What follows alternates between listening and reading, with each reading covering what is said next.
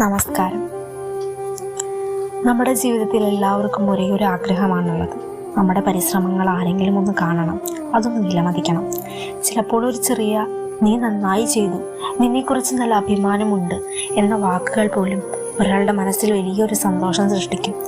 ഒരു കുട്ടി ആദ്യമായിട്ടൊരു ചിത്രം വരയ്ക്കുമ്പോൾ, അല്ലെങ്കിൽ ഒരു വിദ്യാർത്ഥിനി കഠിനമായി പഠിച്ച് നല്ല മാർക്ക് നേടുമ്പോൾ അവരുടെ പരിശ്രമത്തെ അഭിനന്ദിക്കുന്നത് അവർക്ക് കൂടുതൽ ആത്മവിശ്വാസം നൽകും.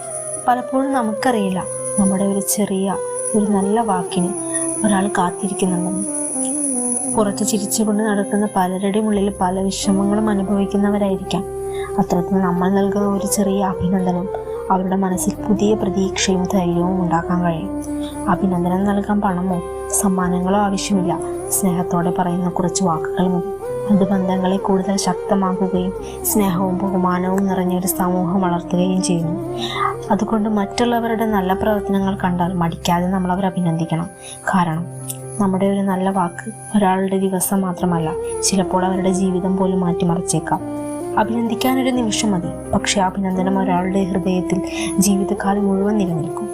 ഇത്രയും സമയം ക്ഷമയോടെ കേട്ട എല്ലാവർക്കും ഹൃദയം നിറഞ്ഞ നന്ദി. ഇതായിരിക്കട്ടെ ഇന്നത്തെ ചിന്താവാക്യം.